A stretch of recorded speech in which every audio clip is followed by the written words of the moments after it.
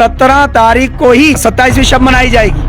हाँ, और 11 तारीख को यानी 20 तारीख की शाम को जो है वहां पर ये एतकाफ किया जाएगा। आप इतना सा लफ्ज याद रखें, आपने जुमेरात का रोजा मानना है और जुमेरात का रोजा आपका मेरा कज़ा अगर हुआ है तो हमने कज़ा करना है ईद के बाद, ईद के 3 दिन के बाद हमने कज़ा करना है। पुंछ रजौरी के उलमा एक जगह जमा हो गए कि भाई नहीं, हम तो इसके ऊपर हैं, हम अपने स्टैंड पर कायम हैं, हम तो इसको इसी बात पर रहेंगे। मैं उलमा से हाथ जोड़ के कहता हूँ कि अवाम को गुमराह ना कीजिए और अवाम के अमाल को ना खाइए, और अवाम की ज़कात अगर हम लोग खा रहे हैं, अवाम अगर हमें मेहनत और पसीने की कमाई दे रही है तो मुताले करो और कहीं ना कहीं टेक्नोलॉजी का इंतज़ाम करो। और लोगों के रोज़े बाकायदा तोड़वाया गया। यहाँ सेठी ख्वाजा में बाकायदा एक मौलवी साहब, अल्लाह ताला ऐसों को पक्का मौलवी बनाए, ये तो मेरे हिसाब से कच्चे मौलवी हैं, उन्होंने लोगों को पकड़ पकड़ के उनके मुंह में पानी डलवाया और उनके रोजे तोड़वाए।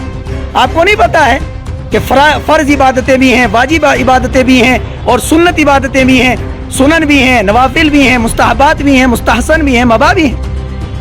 बगैर किसी तहकीक, बगैर मसले के अवाम, सीधी सादी अवाम का एक इतना बड़ा रोज़ा आपने खा लिया और आप कह रहे हो। 4-5 जगह पर मैंने देखा कि कभी जो है मुफ्ती फारूक साहब मुफ्ती बशारत साहब को तोबा करवा रहे हैं, और कभी बशारत साहब आ रहे हैं तो वो मुफ्ती फारूक साहब को तोबा करवा रहे हैं, कभी बाजी साहब को तोबा कर रहे हैं। भाई ये क्या लगा रखा है? अवाम को कब तक क्या क्या बनाओगे? खुदा का वास्ता ऐसा ना करें, ये बिल्कुल गलत है। रह गया मुफ्ती बशारत साहब, मैं आपको कह रहा हूँ, मैं इत्तेहाद मिल्लत का आदमी हूँ। मेरे यहाँ देवबंद क्या है और बरेलवी क्या है, मेरे यहाँ अहले हदीस क्या है और जो है और क्या है। हमारे यहाँ कलमा ला इलाहा इल्लल्लाह मुहम्मदुर रसूलुल्लाह सल्लल्लाहु अलैहि वसल्लम पढ़ने वाले वो एक ही प्लेटफॉर्म, एक ही निज़ाम के ऊपर कायम है। अल्लाह भी एक हो, नबी भी एक हो, कुरान भी एक हो, कलिमा भी एक हो, किबला भी एक हो, बैतुल्ला भी एक हो, और सब कुछ हमारा मदीना और मक्का और सारा निज़ाम ही हमारा एक हो।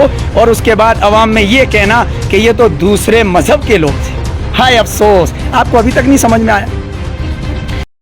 पहले दौर में सहाबा इकराम के दौर में, सल्फ़ सालिहीन के दौर में और अइम्मा के दौर में, यानी हर दौर में उन पाक हस्तियों के दरमियान भी इस तरह का मामला हुआ है, लेकिन उन्होंने इसकी तहकीक तो ज़रूर की है, इसके ऊपर मशवरे तो ज़रूर किए हैं, इसमें अपनी पूरी ताकत इल्मी और हर तरह की ताकत तो लगाई, लेकिन वहाँ पर सीखने का मिजाज था और वहाँ पर जो है खौफ खुदा के अंदर रहकर बड़े बड़े दूर तक अपने आप को बचाकर उस वक्त के हमारे अकाबिरीन और हमारे सल्फ़ सालिहीन सहाबा इकराम में ये जो चांद का मामला रहा है उसमें खौफ खुदा था। और आज खुद गर्जी कह लीजिए, और उसके साथ साथ एक कहीं अगर कोई आदमी कहीं किसी नाम से मशहूर नहीं है तो उसको कोई ना कोई काम, कोई ना कोई नाम चाहिए, और किसी तरह से वो सोशल मीडिया पर और कहीं ना कहीं वो अपनी सतह को बढ़ाने के लिए ऐसे ऐसे फैसले कर जाता है कि जिसका ना उसको इल्म है, ना कोई टेक्नोलॉजी है, ना कोई इस तरह की मशीनरी है, ना उसे पता है। तो इस एतबार से जो आपने मुझे सवाल पूछा सबसे पहले